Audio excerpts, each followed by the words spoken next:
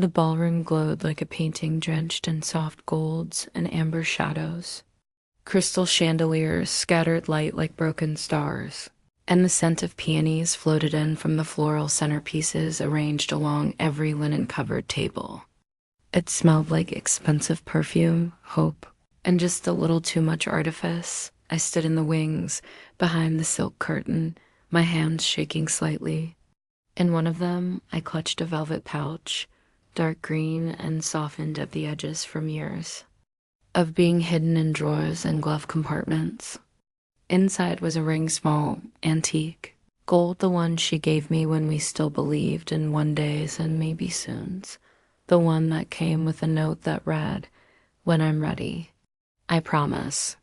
Sophia stood on stage now, facing the world. She had always wanted her voice smooth, practiced, magnified through $1,000 microphone and $5,000 lashes.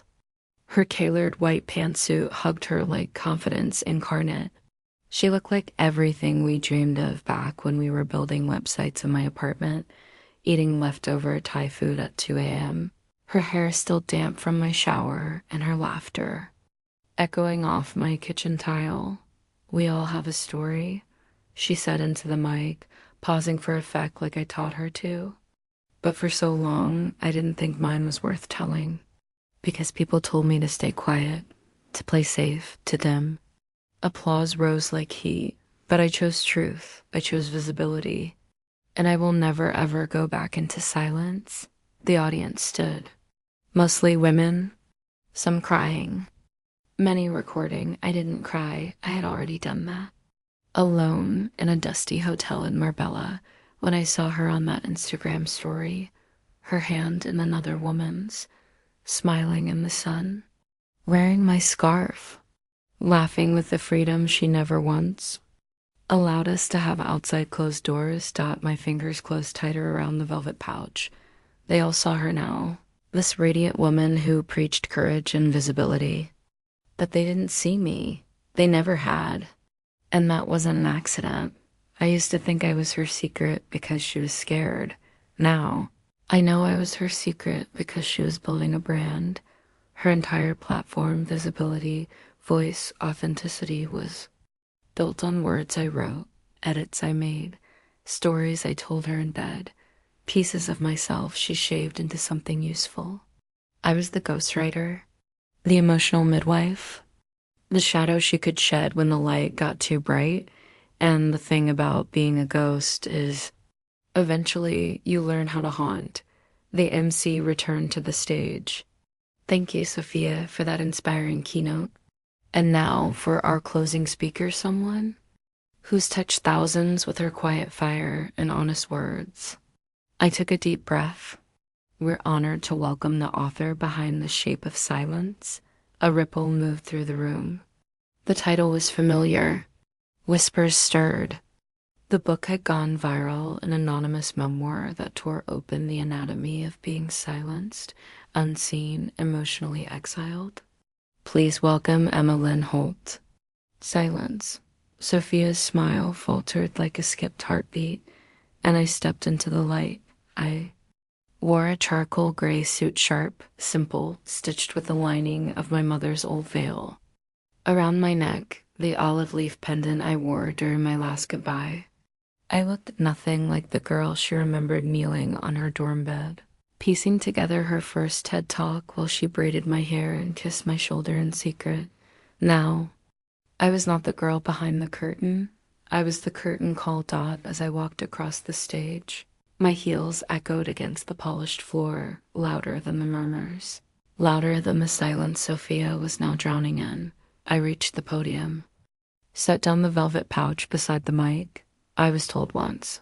I began, voice low but steady, that some things are too private to be public, that love can be real even if it has to stay in the dark. But I've learned that anything that lives too long in the dark either wilts or becomes dangerous. The room held its breath. I didn't look at her. I didn't need to. Tonight wasn't about revenge. It was about returning to my name, my voice, my rightful place in the story. I helped write Dot as I reached for the microphone. I thought of that ring, once wrapped in a promise. I thought of every moment I'd swallowed myself to fit inside her image. And then I thought of the line I'd written in the shape of silence, scrawled during a sleepless night in Montana, alone and finally free. If you steal my voice and wear it like perfume, just remember I know how it smells when it's real. My fingers curled around the microphone and I began to speak. The microphone wasn't hers anymore, Dot, it never really was. Back then, I thought quiet meant sacred. I was 24, recently graduated with a degree in literature that felt heavier in my hands than my own name. I worked late nights at the university archive, a silent, cold basement filled with dust and forgotten letters.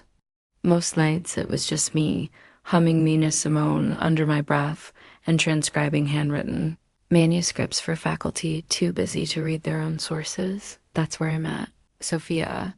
She came in like wind, the kind that pushes doors open even when they're locked. A comes major with loud earrings, louder ideas, and a chaotic smile that made you feel like she already knew your secrets. She was magnetic. She didn't walk, she entered. You could smell vanilla and ambition trailing after her. She asked if I could help her find old speeches by women's rights activists. Something raw, she said. Something no one's quoted yet. Her nails tapped impatiently against the counter as I searched the catalog. I'm building something, she added. I just don't know what it is yet. Neither of us did. Not then, Dot, the first time we kissed. We were in my car, parked behind the planetarium after one of her late-night brainstorming sessions. She was ranting about how school projects were too safe, how she wanted to disrupt storytelling itself. I laughed and offered her my leftover fries. She leaned over to grab one and didn't pull back. You're dangerous, she whispered, as if confessing to herself. Then she kissed me, like it was a dare, but her hands trembled. For a while, secrecy was electric. It felt like a conspiracy of love. We passed notes inside poetry books, wrote letters we never sent, played pretend in public, roommates, study partners, just friends, and devoured each other in private. She'd say, the world doesn't get to see this yet. They don't deserve it. It felt like protection. I believed her. Sophia came from money. Her family wore power like perfume, thick, suffocating, generational. They had a curated image to maintain, galas, board seats, conservative donors. Her father ran a lobbying firm. Her mother chaired a charity that didn't allow political statements, their code for anything queer. She told me, when I'm ready to lose them, I'll be ready for us. And I waited. She started building her brand that same year. A messy, brilliant concept called Visible Voice, a YouTube channel at first, then a blog, then speaking events. I helped with the language, edited her scripts, fed her quotes. She hated writing. I loved it. It was our rhythm, her fire.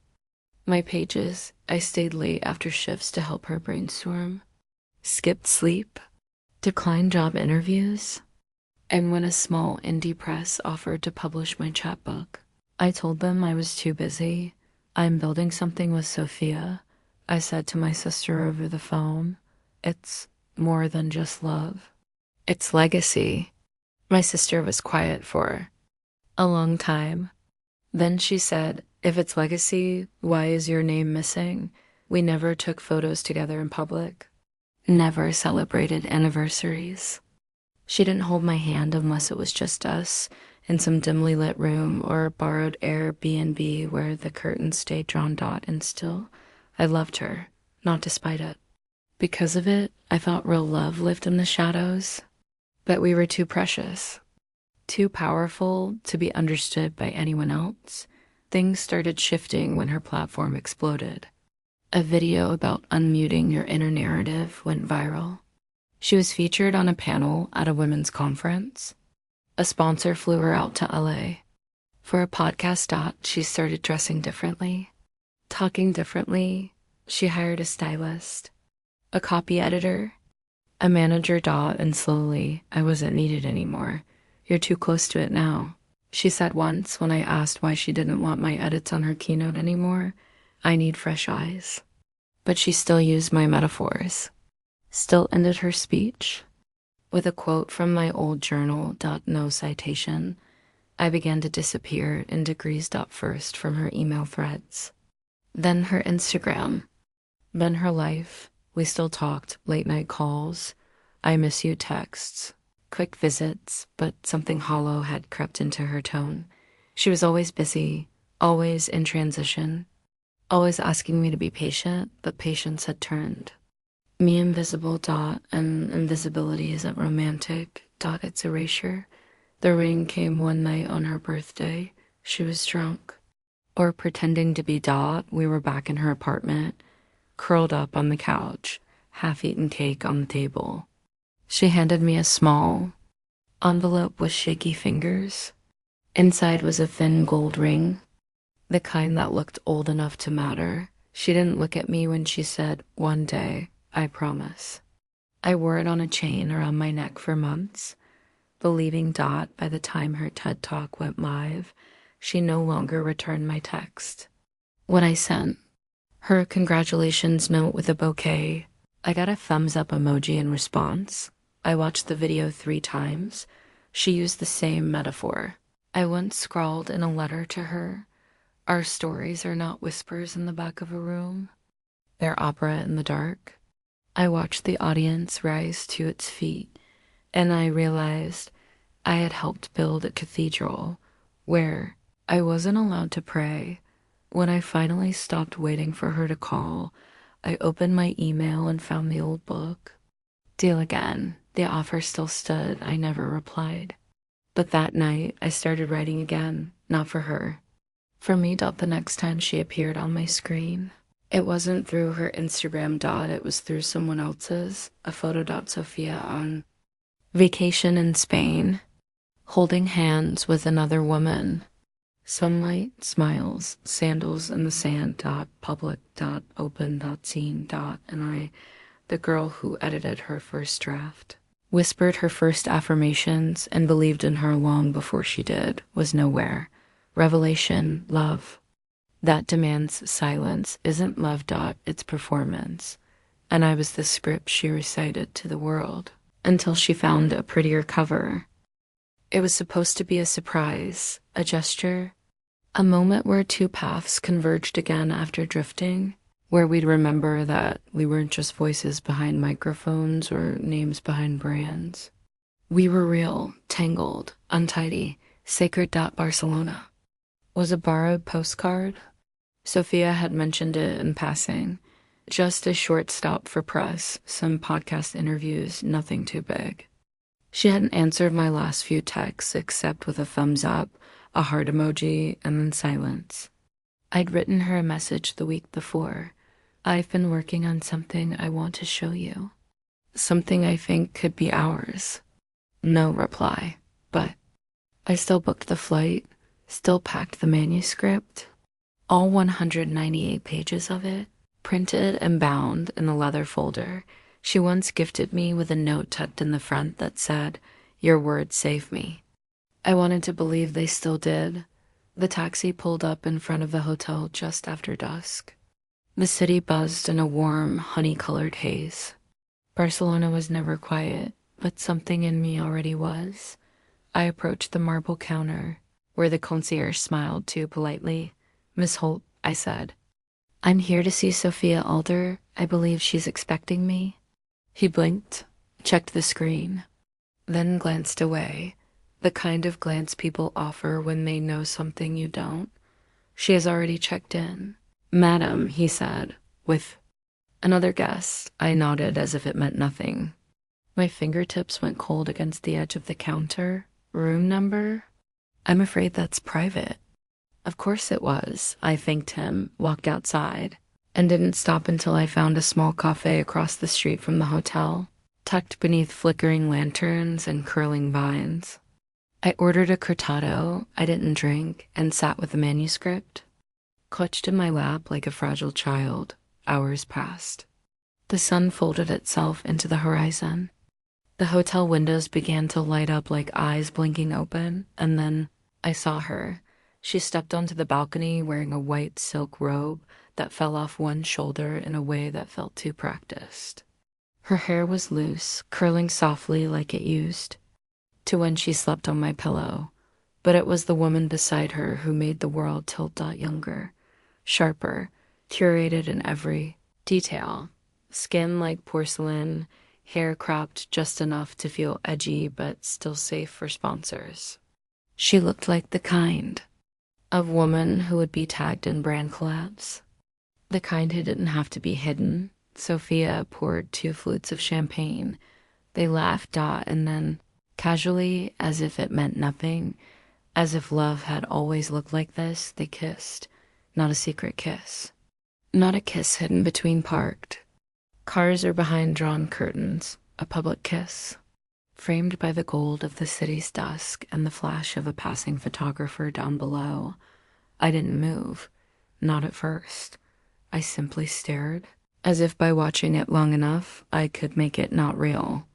As if by breathing slowly, I could stop the earthquake beginning in my chest. I thought of every time I had to step 3 feet behind her at events. Every lie she told about being in a complicated place. Every dinner where she kissed the back of my hand, but never the front, never the part that faced the world. And now she was somebody's public. Now she was unafraid.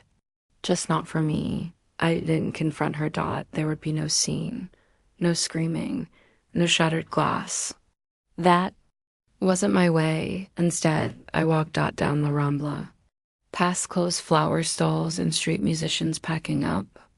I walked until the city thinned, until the ocean grew louder than my thoughts, and then I sat, barefoot, on the cold, wet sand. The stars looked foreign above me, like they belonged to someone else. Maybe they did. I pulled the manuscript out of my bag and placed it in my lap, ran my hands over the pages. Each sentence had been touched by her absence. Each metaphor a stitch in the wound she left behind. This was the future I'd imagined for us. A story co-authored by pain and promise. No, it was just mine. At 3:12 a.m., my phone buzzed. It was from Sophia. Hope you're well. Things are complicated right now. That was it. No apology, no explanation, not even curiosity, just a placeholder. A shrug of a message from someone who had already replaced me with a better image. A shinier shape. I turned my phone off, tossed it into my bag like it was a burned-out fuse, and I cried. Not the loud, cinematic kind. The quiet kind. The kind you do when you're not just mourning a person, but the version of yourself you lost trying to keep them. In the hotel the next morning, I didn't look up. I walked straight to my room, locked the door, and opened my journal. I wrote one sentence across the page in black ink. You didn't just cheat. You outsourced my voice. Another. You built a name on my words, then gave them to someone prettier. And then, without thinking, I picked up my phone, deleted my Instagram, Twitter, LinkedIn, every trace of the brand I helped build. Every photo I once took of her for her, with her gone. Then I scrolled through my contacts. Unfollowed, blocked, unlinked, unloved, some betrayals. Don't break your heart, they break your reflection. You look in the mirror and see absence where identity once was.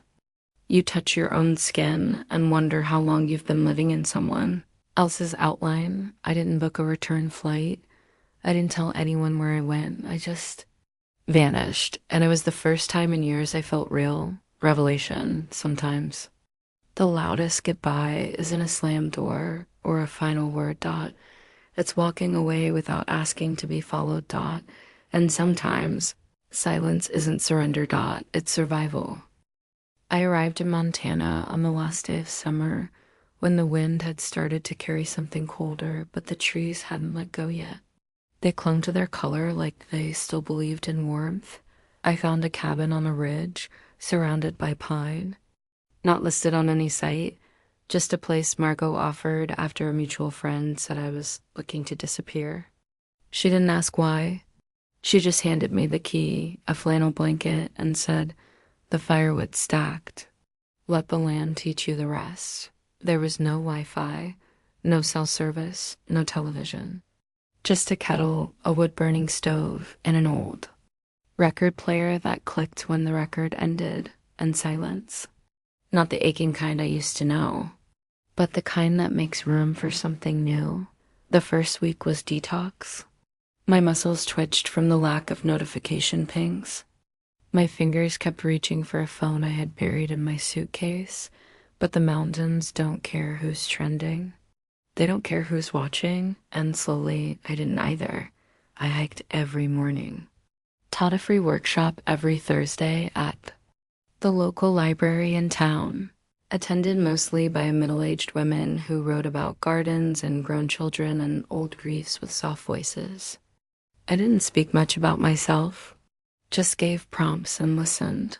When I wasn't teaching or walking, I painted, badly, but it felt good to make something that didn't need approval. The scarf Sophia used to borrow became a dish rag, fraying. At the corners, the rain. I threw it into the river on a morning when the fog was so thick I couldn't see where it landed. That felt right. Margot visited twice a week. She was in her 60s, retired from academia, and didn't like small talk. She showed me how to dry herbs, fix the plumbing with tape and a prayer, and bake sourdough that actually rose. We sat on the porch in the evenings, drinking herbal tea and watching the sky change like a slow exhale. Most people don't know they're allowed to start over, she said once, not looking at me. They think survival means staying. I didn't answer, but something in me did. I journaled every night, filling up page after page, but unlike before, I didn't write for someone else's eyes. Not for performance, not for validation. I wrote because I needed to see my thoughts outside of me. They were messy at first, circular, repetitive, angry, but then they softened. They became letters. To my former self, to the girl who believed in promises whispered in secret, to the voice I used to lend out like a library book. One night after Margot left, I pulled out the manuscript I had carried from Barcelona. I hadn't opened it since. The edges were bent, the paper curled slightly from ocean air. I reread it cover to cover. Then I started a new document. Not a collaboration, not a proposal. A memoir. Not about her. About me. It took 6 months. I titled it The Shape of Silence. I didn't use my name. I created a pen name that sounded nothing like Emma Holt. A name with no social media footprint, no past interviews, no paper trail. Just words. When I finished, I sent the manuscript to 3 small publishers. One replied. They said it was too raw for them, too uncomfortable. Another said it was powerful but risky. The third said yes. Quietly. Without a single photo of me attached, the book went live. I expected nothing. But 2 weeks later, an email came from the publisher. "We don't know how this happened, but people are reading. Thousands. The press is asking for interviews, podcasts, TV." I didn't answer, but I watched at the book spread, not because it was scandalous. No names were named, but because it was honest, because it put words to the aches so many women didn't know how to name. Emails flooded in from strangers. This was my story. I've been her too. You reminded me I wasn't crazy. I read them all. In the morning, with coffee on the porch. In the evening, under a quilt made of old t-shirts and mosses. And for the first time, I felt like my voice wasn't being borrowed. It was being returned. I didn't step back into the world immediately. Fame in someone else's name was a strange kind of freedom. No one was looking at me. They were seeing their own reflection in the words. That was enough. For a while. One morning. After the snow melted and the crocuses pushed through the frost, I woke up with the urge to Google. Her name still clicked like a trigger.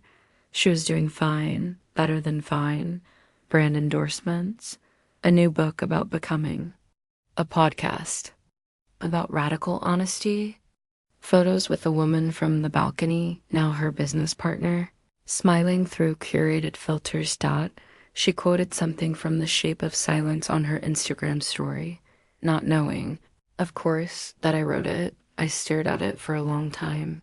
Then I closed the browser. No anger.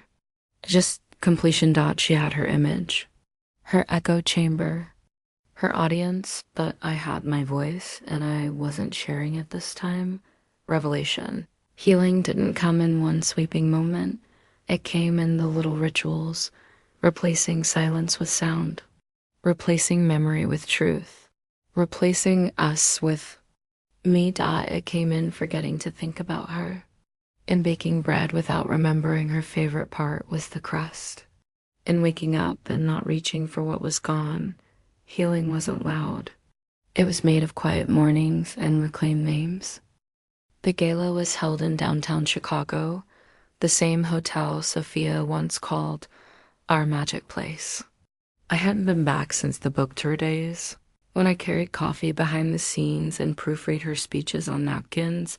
This time I arrived with nothing but a charcoal gray suit and a photograph. The photo was from our first whiteboard session, a grainy, overexposed shot of the two of us in a rented studio, markers in hand, laughing. At the top of the board, in my handwriting, the stories we carry. She used that phrase as the title of her podcast now. Claimed she dreamed it. I didn't come to take revenge. I came to take back authorship. 2 years ago, I changed my name in the mountains. I let go of the life I thought I had to live. The ring, the scarf, the idea of her. But this night wasn't about her anymore. It was about visibility. It was about voice. When I stepped into the lobby, I felt the thrum of it all. Glittering dresses, slow jazz in the background, and women with name tags that doubled as brand logos. Nobody recognized me, and I liked it. That way. The organizers led me through the back, whispered plans, smiled nervously. We're closing the evening with a mystery voice, one said, then we'll reveal it. I nodded. My hands didn't shake. Not like they used to. Sophia would be introduced first. Then, after the applause, I would walk out and stand behind the same podium, not as her footnote, not as her shadow, but as my own story. I stood backstage as her name was announced. Please welcome the incomparable Sophia Clare, best-selling, author of Unwritten Women, host of The Stories We Carry, an advocate for conscious creation. Applause thundered. I peeked from the side. She looked radiant, all ivory and pearl, her hair coiled like a sculpture, her smile camera-ready. She stood there and practiced humility, touching her chest like the applause was a gift she wasn't expecting. She spoke about healing, about heartbreak, about becoming your own narrator. I listened without blinking, because I knew which chapters she borrowed. I knew which metaphors used to be mine when she said, and sometimes we meet angels who lend us words when we've lost our own. The room sighed. I smiled, not bitter, not angry. Just. Narrator returned to the stage. We have one final speaker tonight, a surprise. She's asked to remain unnamed for now, but I promise when you hear her words, you'll understand why she's here. The lights dimmed. I walked on stage, slow and calm, holding only the microphone and that photograph. The audience went still. Some squinted. A few phones raised, recording by instinct. I didn't wait for permission. I began. 2 years ago, I threw a ring into a river and gave up everything attached to it. I moved to the mountains, changed my name. I stopped writing for others, and I started writing for myself. I didn't think anyone would read what came next, but they did, and you wrote back. You told me my story was yours, that my silence sounded like your silence. That grief had a shape, and it looked like your own reflection.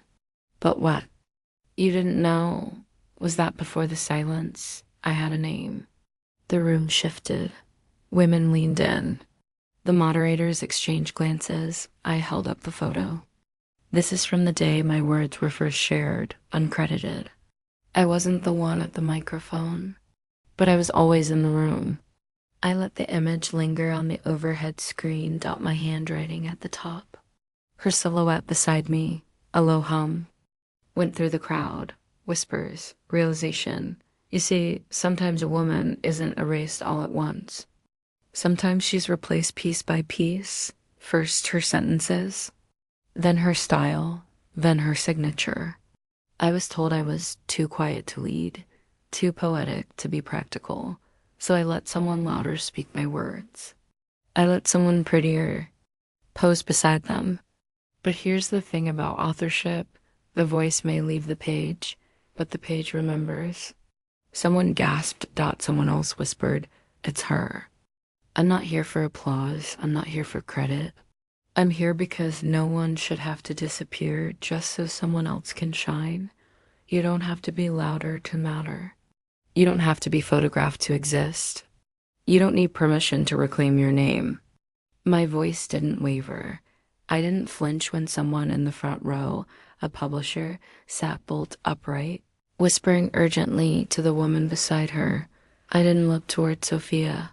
Though I knew she was frozen mid-glance, I finished with, "This," I wrote the shape of silence under another name.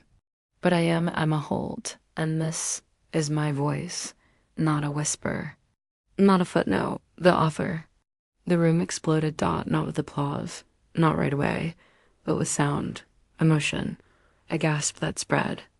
Like wildfire, a wave of realization. 100 women rising to their feet. Then the clapping started, slow at first, then urgent. Then a roar. Sophia didn't stand. She sat still, pearl blazer pristine, eyes locked forward. I didn't need her response. She could. Keep her name. I had reclaimed mine after the gala. I didn't go to the after party. I took the elevator down alone. The photo folded in my coat pocket and walked outside into the night air. Crisp, Chicago autumn biting at my cheeks. My phone buzzed once. A number I didn't save. I didn't check it. I walked 2 blocks north and tossed the photo into the river. Not in anger. In ceremony, I whispered, "Say my name this time." And for the first time in years, I heard it echo back in my own voice. Revelation. I was never invisible. I was the frame holding her picture together. Now the frame speaks. And it doesn't ask to be seen, it commands it. The ballroom glittered like a stage-set chandeliers sharp as memory. Centerpieces built for Instagram and rows of women wrapped in silk and spotlight. The air buzzed with perfume and praise. Sophia stood at the podium, hands spread in perfect poise. "We all have stories," she said, her voice like practiced velvet. "Some we whisper, some we shout. But the bravest thing we can do is tell them." Applause burst, trained and tidy. She smiled, a smile the world had come to love. A smile made for camera, flashes and final chapters. But this wasn't the end. The moderator took the stage with a grin. "Before we close, we have one final voice to share. Someone who reminded us that healing isn't always loud, but it is always real." A pause. And sometimes the quietest voice is the one that echoes longest. The lights dimmed. I walked out. No one clapped at first. Not because they didn't care, but because they didn't know who I was, and that was the point. I stood there, heels clicking against the floor, in my charcoal gray suit, the olive leaf, necklace resting just below my collarbone, and a clicker in my hand. I didn't look at Sophia. I looked at the screen and I clicked out the first image, a scan of a journal page, my handwriting. Margins full of edits, arrows, rephrasings, metaphors. Marked with stars. The next, a photo of 2 hands holding coffee mugs. My caption beneath it: sometimes the hands that hold you also silence you. Then an email from Sophia. Dated 3 years ago. Subject: love this phrasing. Body: that story is like scaffolding line. Keep that in. That's your best line yet? I didn't say her name once. I didn't have to. The images kept rolling, flashes of things the audience didn't need explained. My original draft of the stories we carry outline with Sophia's edits in the margins. An unreleased concept board, my signature in the bottom corner, a sketch of a woman speaking through her own shadow. A photo of my desk, post-its that read, "Write it even if no one claps. Let her take the microphone. Just keep the pen." They watched in silence, not stunned. Just seeing clearly, maybe for the first time. Then I spoke. This isn't about plagiarism or betrayal. This is about presence. For years, I let someone else echo my thoughts because I was afraid mine wouldn't sound right on their own. But grief has a voice, and so does silence. And when you take the words a woman uses to survive and package them as your own revelation, you don't just steal credit, you steal oxygen. I paused. I looked at the crowd, and then finally at her. She didn't blink, didn't move, just stared like a woman watching her reflection peel. I opened my book. The memoir I wrote under a name no one recognized until now. I read only one line. If she couldn't say my name in love, she will say it in legacy. Silence fell, not heavy, not awkward. Resounding. I closed the book. That's all. No dramatics. No demand. No ask for apology. I turned, clicked the projector off, and walked off stage. Behind me, chairs scraped the floor. One by one, women stood, a slow ovation, not for scandal, not for gossip, but for truth. For the quiet return of a woman they hadn't realized was missing. I didn't wait for Sophia to speak. I didn't need to. Her speech was already over, and mine had just begun. In the hallway, I slipped off my heels, carried them in one hand, my memoir in the other. The marble tiles cold beneath my feet, outside. It was raining. Of course it was. I walked into it, midnight and mist, water curling down my cheeks and the backs of my knees. I didn't check my phone, didn't refresh headlines, didn't look for her reaction, because closure isn't confrontation. It isn't a headline. It isn't even the last word. It's walking away. Without needing to be followed. Revelation. I didn't need her to say my name. I only needed to remember it for myself. And now that I've spoken it out loud and full, the silence has finally let me go.